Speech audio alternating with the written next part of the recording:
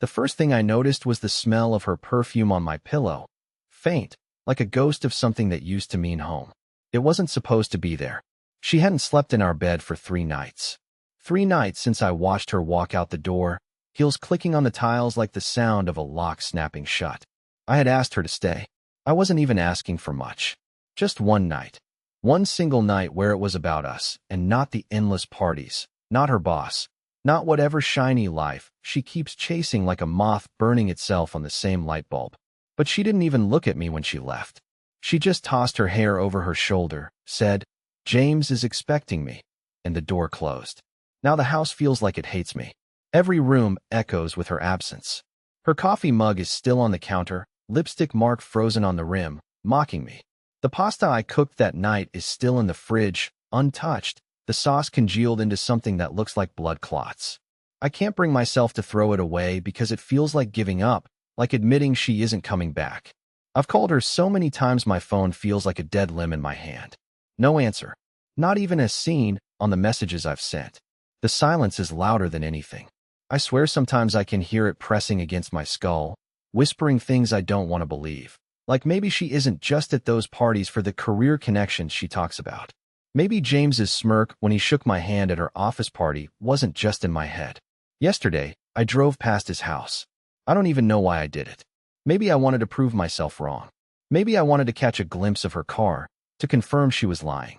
Instead, I sat there in my car like some pathetic creep, gripping the steering wheel until my fingers went white. Lights were on. Music floated into the night. I could hear laughter. And I knew. Her laugh was in there, mixing with his. 3 days of silence. 3 days of replaying every moment, every look, every time I might have missed the signs. I feel like I'm unraveling. I didn't plan on driving to James's house again, but last night I found myself behind the wheel at midnight, headlights cutting through the thick summer air. I told myself I was just going for a drive, to clear my head, but the moment I turned onto his street, I knew I was lying. It wasn't about clearing my head. It was about finding her. About catching the truth in the act. The house stood at the end of the cul-de-sac, glowing like a stage set. Music was spilling out into the street, soft but heavy, the kind of bass that sinks into your bones. There were cars parked all over the place, luxury brands I could never afford, all lined up like trophies. And then, there it was, her car. The one I'd begged her to take on our road trip last year, when she said she was too busy for something as meaningless as a weekend getaway. The sight of it punched the air out of my chest. I killed the engine and just sat there, staring.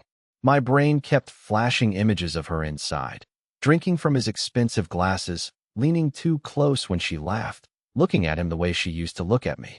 I wanted to storm in, grab her by the hand, and demand she tell me why the hell our marriage now ranked below a man who calls people champ and thinks throwing parties makes him a king. But I didn't. I sat there like a coward, hands sweating on the wheel, watching shadows move past the windows of his house.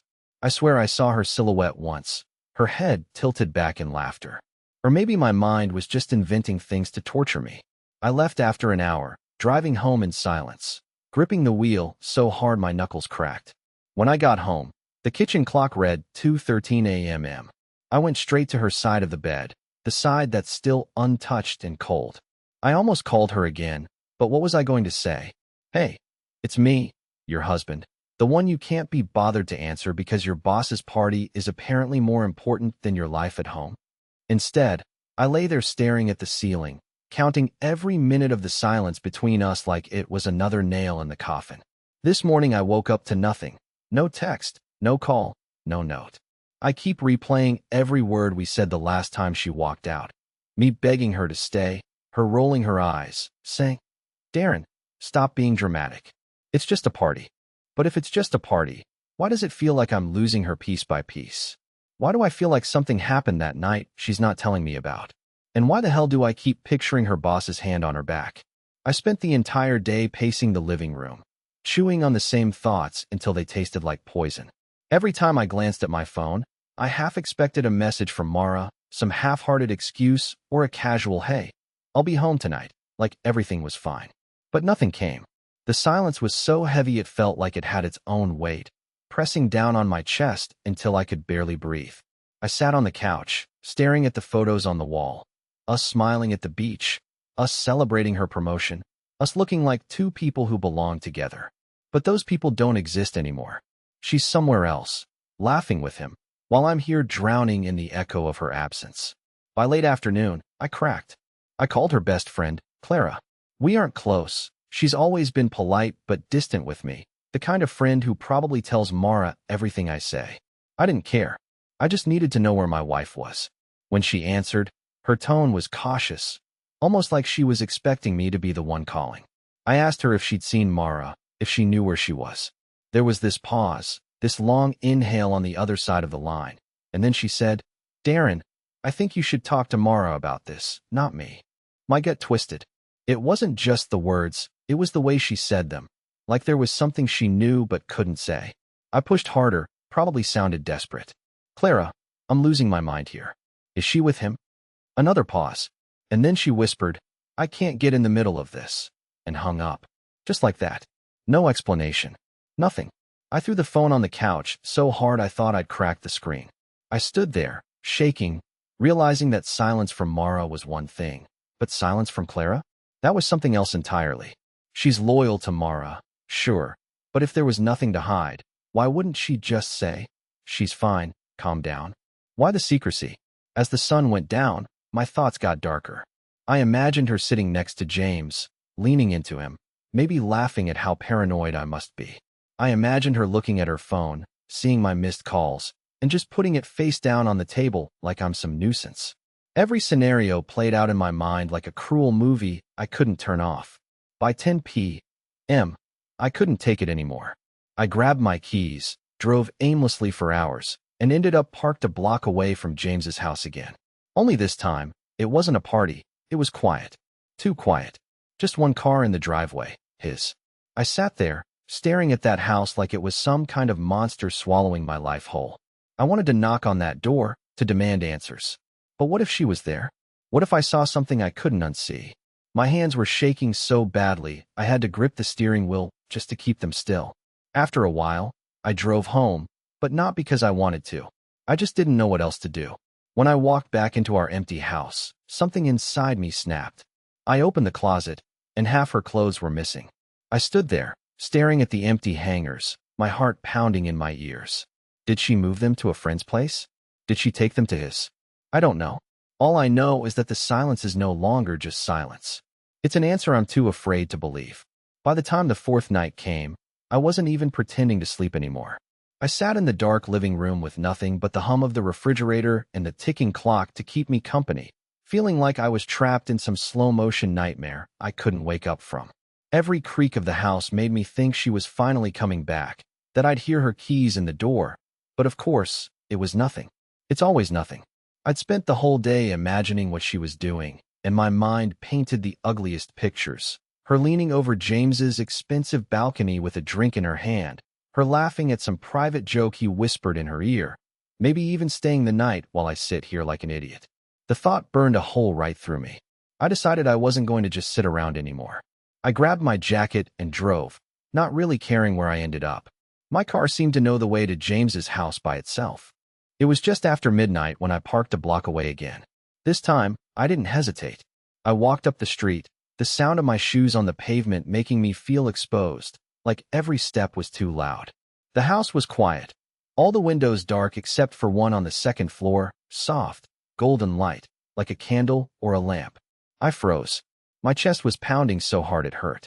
What if she was in there right now? What if I knocked on the door and James answered with that smug smile, shirtless, telling me I was interrupting? I made it as far as the walkway before my nerves betrayed me. I couldn't do it. I turned back, fists clenched, nails digging into my palms. But as I got back into my car, I saw something that made my stomach drop. It was her jacket. Her favorite denim jacket, the one with the tear in the sleeve, hanging in the back of a silver car parked in James's driveway. I just sat there, staring at it, my mind screaming, but my body too frozen to move. That was all the proof I needed, wasn't it? I wanted to believe there was some innocent explanation, but deep down I knew. I don't even remember driving home, but when I walked through the front door, the rage hit me like a wave. I started tearing through the house, looking for something, anything, that would tell me the truth. I opened her laptop, her drawers, even her handbag that she'd left behind. Nothing. Just empty silence mocking me at every turn. Then I opened the bedside table, and that's when I found it. A receipt for an expensive hotel bar downtown, dated 2 nights ago. My hand started shaking so violently I had to sit down.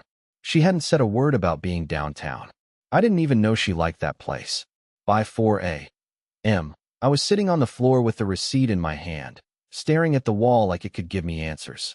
Every second of those 3 silent days was suddenly filled with this sickening clarity. I wasn't just imagining things. Something was happening, and she wasn't even trying to hide it anymore. And yet, part of me still clings to the hope that I'm wrong. Because if I'm right, then everything I've built my life on is gone. By the 5th night, I wasn't just restless, I was unhinged. My mind had gone from spinning scenarios to carving them into stone, and every single one of them made my stomach twist like I'd swallowed glass. I couldn't take it anymore. When my phone buzzed that evening with a single text from her that said, "Don't wait up," I knew exactly what I had to do. I wasn't going to sit here drowning in silence while she ran off into some other life. No, I was going to find out what the hell was really happening, even if it meant seeing something that would wreck me completely. I parked down the street from our house, engine off, headlights dimmed, like some lunatic stalking his own wife. I watched as she came out the front door around 9, dressed in that black dress I hadn't seen since our anniversary dinner. She didn't see me, didn't even glance back as she got into her car, the glow of her phone lighting up her face. I let her pull out first, keeping just far enough behind that she wouldn't notice me. I don't know how long I followed her, but every second felt like an hour. She didn't go to James's neighborhood this time. She drove into the heart of the city, weaving through traffic like she had somewhere urgent to be. My pulse was pounding as I followed her down streets I barely recognized, until she finally pulled into a parking garage connected to a high-end hotel. My hands were slippery on the steering wheel. I waited a minute, maybe 2, before parking on a lower level. When I walked into that hotel lobby, my knees felt weak. I told myself I was just being paranoid, that she might be meeting coworkers or attending some dull networking event. But then I saw her. She was standing near the bar, smiling at someone, and for a moment I couldn't move. She looked like a version of herself I hadn't seen in years. Laughing, leaning forward like she was hanging on every word he said. I couldn't see the guy's face at first, but then he turned, and of course, it was James. The way she looked at him, it wasn't the look of a boss and an employee. It wasn't even the look she gave me anymore. It was worse, because it was familiar. I'd seen that look once. It was the way she looked at me back when she still believed in us. I felt something break inside me as I watched her touch his arm, her fingers brushing his sleeve like it was the most natural thing in the world. I wanted to storm over there, to drag her out of that place and demand answers, but I couldn't move. I just stood there, my breath caught in my throat, watching the life I thought I had disintegrate in front of me. I don't remember how I got back to my car. I sat there in the dark garage, gripping the steering wheel so hard my knuckles turned white, shaking like I'd just walked out of a crash. I should have gone home, but I didn't. I waited. I wanted to see if she would come out alone or with him. 2 hours later, they walked out together, her laughing, his hand brushing the small of her back. I don't even know how I made it home that night, but I did, and when I walked into that silent house, I knew things had gone past the point of no return. The next morning, I woke up with a pounding in my skull like I'd been hit by a hammer. I barely remembered sleeping. It was more like I collapsed, fully dressed, on the couch, with the image of her laughing at James's side burned into my brain like a scar. For a while, I just sat there staring at the ceiling, imagining all the ways I'd confront her.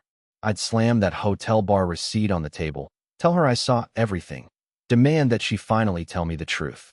I'd make her see what she was doing to me, to us. But when I heard the sound of her key turning in the door, my courage evaporated. It's insane, right? After everything, after following her, after watching her with him, I still froze like a coward. She walked in, calm as ever, carrying a bag from her favorite cafe. She looked at me with that tired half-smile, like I was some stranger she was being polite to. "You're up early," she said, like nothing had happened, like we weren't living in separate universes. I opened my mouth to say something, but my voice caught. All that came out was, "Where were you last night?" It sounded so weak, so pathetic, I hated myself for asking. She raised an eyebrow, like she couldn't believe I was even questioning her. I told you. Work stuff. I was with James and a few others. I wanted to scream. I wanted to tell her I'd seen it all, that I'd followed her like some broken idiot, that I knew she was lying through her teeth. But instead, I just stood there, gripping the edge of the counter so hard my fingers hurt. Work stuff? I repeated. She shrugged, took her coffee, and walked past me, her heels clicking on the floor as if the sound alone was meant to remind me who had the upper hand now. The rest of the day, I couldn't stop thinking about it. Every time she glanced at her phone, I wondered if it was him. Every time she smiled to herself, I felt my stomach twist. By late evening, I couldn't take the silence anymore. She was in the shower, steam rolling out of the bathroom like a ghost, and I made the worst decision I could have made. I went through her phone. I'd never done it before. Even when I had doubts, I told myself I wouldn't cross that line. But now, I felt like I was fighting for my sanity. Most of her messages were clean, as if she knew I'd eventually look. But one thread caught my eye. A conversation with Jay. Not James, just Jay. Most of the texts were deleted, but one message remained, sent 2 nights ago. Last night was unforgettable. Can't wait for tonight. My chest tightened so hard I thought I might black out. I dropped her phone like it burned me and just stood there, shaking, the steam from the shower filling the hallway like some cruel, suffocating fog. When she came out, wrapped in a towel, I tried to look normal. I smiled, but my hands wouldn't stop trembling. She looked at me with this strange expression, like she knew I was unraveling but didn't care enough to ask why. That night, I lay next to her in bed, wide awake, staring at the ceiling while she slept peacefully beside me. I realized then that I wasn't just losing her. I was losing myself. And if I didn't do something, I'd drown in this silence she kept feeding me. By the 7th day, I was a shell of myself. I didn't recognize the man staring back at me in the bathroom mirror, his eyes bloodshot, face pale, jaw clenched like a spring wound too tight. My thoughts weren't just spiraling anymore. They were eating me alive. Every sound in the house felt amplified. Every second Mara stayed silent felt like a deliberate knife twist. I needed answers. I needed something, anything, to break the suffocating tension that had taken over my life. That morning, Mara sat at the kitchen table scrolling through her phone, sipping her coffee like nothing was wrong. I stood there watching her, my heart pounding, the words I wanted to say burning in my throat. I wanted to ask about Jay. I wanted to ask why her boss's hand had been on her back when they left that hotel. But every time I opened my mouth, I saw her cool, detached expression, like she was already rehearsing how to dismiss me. Instead, I grabbed my jacket and stormed out, slamming the door harder than I meant to. I drove aimlessly for hours, but my mind never left that kitchen, that phone in her hand, that look on her face. By the afternoon, I made up my mind. I couldn't keep circling the truth like a coward. I called her office, just to see if she was there. The receptionist hesitated, then said she hadn't seen Mara all day. My heart dropped into my stomach. She had told me she had a full day at work. So where was she? My hands were shaking as I hung up. I don't know what came over me, but I started driving toward the city again, my gut screaming at me to find her. I found her car parked outside that same hotel. This time, I didn't hesitate. I walked straight through the lobby, my heart hammering in my ears. I scanned the bar, empty. I took the elevator up, not even knowing which floor to check. But then, as the door slid open on the 3rd floor, I saw them. Mara and James. They were standing in the hallway, close, too close. He leaned in, whispering something that made her laugh softly, and I swear she looked happier than I'd seen her in months. That moment shattered something inside me. I wanted to confront them right there, to demand an explanation, to yell until someone gave me the truth. But I couldn't. My voice died before it even reached my throat. Instead, I ducked back into the elevator, my pulse slamming like a drum. I drove home with my hands trembling so hard I could barely hold the wheel. When I got home, I ripped through our closet, through her drawers, pulling out everything that reminded me of her, photos, old letters, the little notes she used to leave for me. I sat on the bedroom floor surrounded by memories that suddenly felt like lies, my chest heaving, tears I didn't even know I had streaming down my face. That night, she came home late again, her hair slightly messy, lipstick smudged just enough for me to notice. She acted like nothing was wrong, like she could just slide back into this house and pretend it wasn't falling apart. I watched her move around the kitchen, every step she took pushing me closer to the edge. Finally, I said, "We need to talk." She froze for a moment, glanced at me with a flicker of something I couldn't read. Fear? Guilt? Before forcing a smile. "What's there to talk about?" she asked, almost too casually. I opened my mouth, but the words stuck. All I managed to say was, "Don't do this to me." She just tilted her head, like I was some fragile thing she couldn't be bothered to fix, and walked past me into the bedroom. That was the moment I knew something had to give. Either she tells me the truth, or I'll tear my life apart trying to find it. That night, I didn't sleep.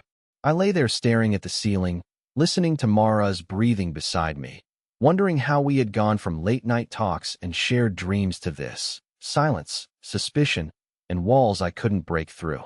I knew that if I kept letting my fear and anger run my life, I would lose her completely. Maybe I already had. The thought made my chest tighten until I couldn't take it anymore. By morning, I decided I wasn't going to hide behind my paranoia any longer. I was done guessing, done sneaking around, done letting every unanswered text drive me insane. I walked into the kitchen where Mara was sipping her coffee and scrolling on her phone. My voice shook as I said, "Mara, I need you to tell me the truth. I can't do this anymore. I saw you with James. I followed you. I'm not proud of it, but I'm drowning here. Just tell me if there's something I need to know." She froze, her cup halfway to her lips, eyes wide. For a moment, I thought she'd get angry, or lie, or laugh it off like before. But instead, she set the cup down, took a deep breath, and said softly, "You followed me?" I nodded, my face burning with shame.